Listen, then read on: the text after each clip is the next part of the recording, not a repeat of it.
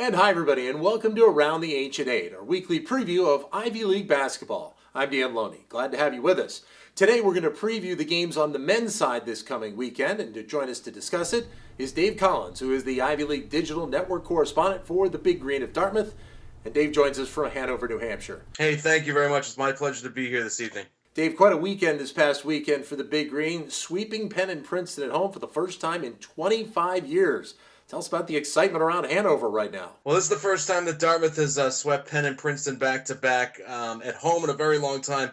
They did it on the road back in the 2008-2009 season. That's when the Ivy League Player of the Year, Alex Barnett, was on this Dartmouth team, and he was the senior captain. It was intense. You also had hockey going on across the street as well. They've had a tough season. It's the first time that I've noticed as well that this team has sort of come alive with all the injuries that they've suffered so far this season. And big players have gone out for Dartmouth.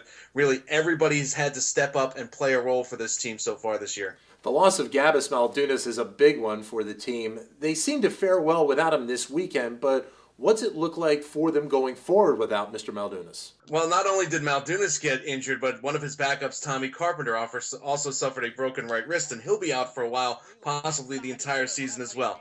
Here's the biggest difference. They played with 10 players on Saturday night against Princeton, who obviously, on paper, should have outmanned, should have outplayed, should have just basically beaten Dartmouth, and Dartmouth won with that. I think the key is that, with so many players, 13 or 14, that Paul Cormier was shuffling players in and out off the bench a little bit too much. Now with just 10 players, you know that you're going to have substantial playing time in that game. You're going to have to do your job, or guess what? Your backup's coming right in, but then you might have to go back up and play in the game as well. 10 players, it sort of narrows down the field of what your options are, so everybody knows that they've got to be their best.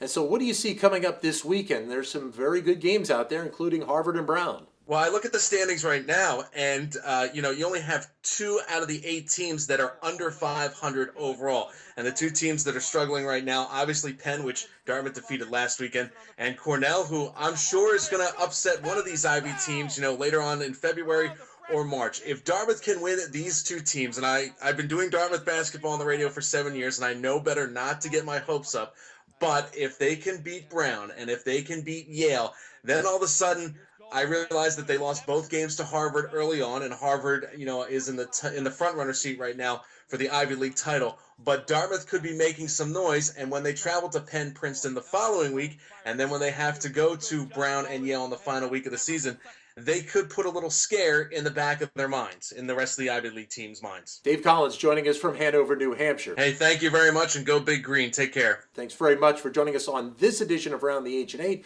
Don't forget, tomorrow we'll preview the women's slate of games coming up this weekend. I'm Dan Loney.